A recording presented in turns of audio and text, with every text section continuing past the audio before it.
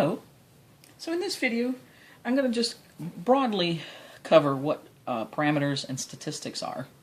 And then there's another video where we go into more specifics. We look at scenarios, which are basically word problems, and start labeling which are parameters, which are statistics, and what kind of parameters and statistics are we dealing with. Okay. So broadly, what we want to do when we use statistics is we often want to know what I call, in quotations, the truth about a population. It's something I want to know.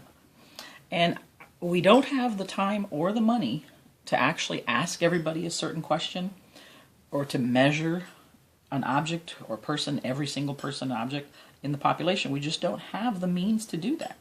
But we still want to know this truth. Well, this truth, so to speak, is called a population parameter. All right? And a parameter is a number that comes from the population. It describes the population. It is fixed.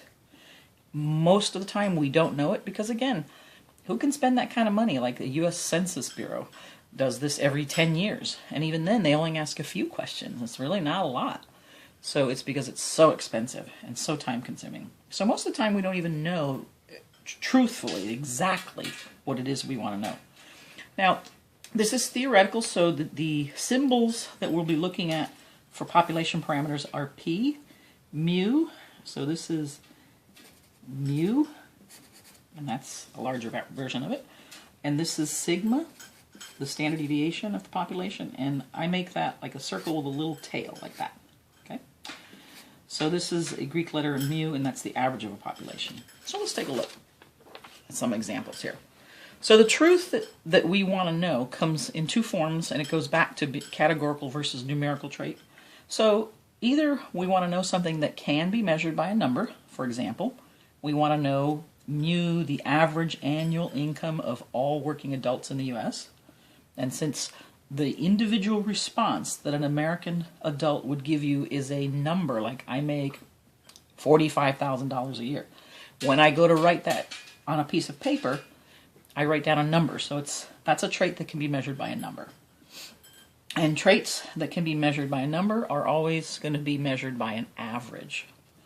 Or, so this is quantitative or numerical, or what we want to know is a truth that is really the answer to a yes-no question. So that's a categorical trait. So for example, we want to know P, the percent of adults who have health insurance. So when I go to ask an adult, do you have health insurance or not? Their response is going to be yes or no on an individual basis, and that's what I'm going to write on my piece of paper, a yes or a no. So essentially then I'll calculate how many yeses there are out of the total, and that's a percent, and we'll measure that with P. Now, to estimate these truths, because we don't have the money and time to do this, we take a sample. All right? So to estimate mu in our sample, we would ask U.S. working adults their annual income and then calculate the average of the incomes of the adults in the sample. All right, and that is called Y bar. So that's Y bar. Some books, actually most books, will use X bar. All right, so either one is fine. And essentially Y bar or X bar is the sample mean. It's the average of the data values in my sample. Now, if you were talking about a yes-no trait or a categorical trait, to estimate P, we would ask adults if they drink, for example, 3 or more 8-ounce cups of coffee per day. If I wanted to know the percent of adults who drink, what percent of adults drink 3 or more 8-ounce cups of coffee per day. So then, when I go ahead and find this is P hat, like that. And how I would calculate P hat is I would find how many yeses there are and divide it by the total number of people in the sample, and that's my percent. The percent of people in my sample who have the trait. That's P hat. Okay. Now, we talked about a parameter, right? A parameter was a number that describes a population, and again, it's theoretical because most of the time we don't know what it is, but these parameters are P, percent of the population that has a trait, mu, the average of a trait for a population, and sigma, the standard deviation of a population trait. A statistic is a number that comes from the sample that we calculate from a sample. So that value we know because we actually can handle that. We have the data values. We can calculate that. But it does vary from sample to sample. So there is a difference here With a parameter, the truth is fixed.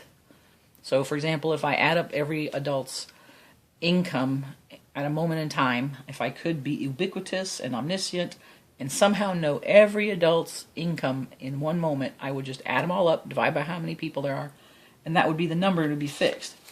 But when I take samples, they vary. Each sample is just a piece of the population, and so depending on what piece I'm getting a slightly different value.